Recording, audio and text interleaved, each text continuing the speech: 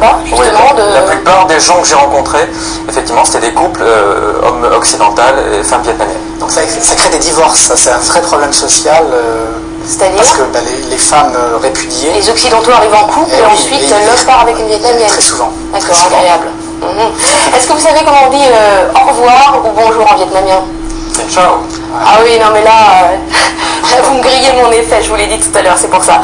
Effectivement, c'est ciao, et ça me permet de faire la transition vers l'Italie, puisque c'est exactement le même mot. L'Italie, c'est donc notre deuxième destination. On y part tout de suite. Gauthier est professeur de français. Il vit à Milan et conjugue au présent le verbe aimer. Il fait rimer Italie avec chouette vie, mais jamais salaire avec galère. Voir Milan et puis sourire, la ville recèle quantité d'endroits où il fait bon souffler. Suivez le guide. À Milan, si la mode est un business, les yeux de velours sont gratuits et les femmes francophones tombent sous le charme. Oh mamma mia! L'Italie et Milan, c'est notre deuxième destination, notre destination européenne. Et Emmanuel Godard nous a rejoint. Bonjour Emmanuel. Bonjour. C'est vous qui êtes parti tourner tous les reportages sur Milan. Mais tout d'abord, micro-trottoir.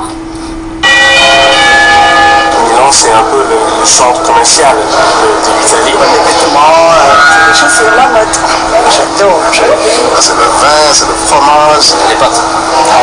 C'est un art de vivre. La chaleur des gens. C'est gai, c'est beau, c'est les pays des amours. Hein. C'est des jolies femmes. Ouais, foot, Milan. C'est l'art. C'est Michel-Ange. Le dôme. La cathédrale. C'est vraiment l'art, quoi, d'une manière générale. L'art, l'amour, les cathédrales, l'Italie, quoi. Mais on parle plus particulièrement à Milan, Milan qui est la capitale économique de l'Italie, un peu comme Saigon l'était pour le Vietnam. Milan qui est la capitale de la riche région de Lombardie, dans le nord, c'est un pôle industriel et commercial. C'est la capitale de la mode, bien sûr, et c'est aussi la ville qui héberge la bourse italienne. Regardez.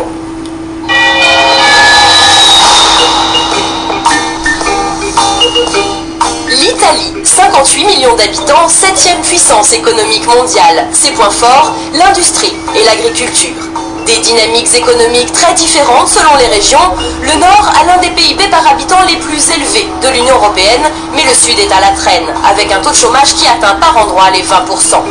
Si Rome est la capitale officielle, la ville de Milan, elle, est la capitale économique du pays. Ville jeune, dynamique, située dans la région de Lombardie, Milan a une réputation de travailleuse. Industrie, finance, commerce, elle est la place forte du pays et notamment le siège de la bourse. Les 3/4 des banques sont implantées ici. Milan, c'est aussi la mode, le design, la culture. C'est à Milan que Léonard de Vinci a peint La Seine et que Mozart a composé plusieurs opéras. La ville s'est construite autour du Duomo, l'une des plus grandes cathédrales du monde, un chef-d'œuvre gothique. Particularité ici, le réseau de tramway. Il est l'un des plus étendus du monde, 287 km de voies. Milan compte 1 300 000 habitants. Avec sa banlieue, c'est la plus grande agglomération du pays. Alors vous, Emmanuel, c'était votre premier séjour en Italie? Oui, et à Milan. À Milan, oui. Première impression?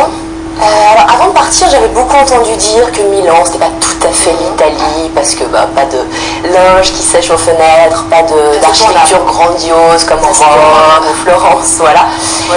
Et en fait, Milan est latine, il n'y a rien à dire, elle est généreuse, accueillante, voilà, le centre-ville est très agréable avec le Duomo donc qu'on a vu, et puis plein de petits bâtiments ocre.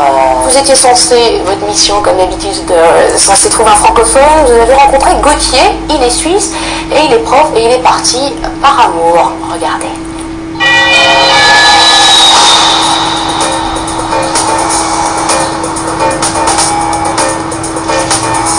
Milan, 7h40. Gauthier commence sa journée, direction le métro. 20 minutes de trajet. Cela fait 1 an et demi qu'il a trouvé un poste de professeur de français dans une école privée.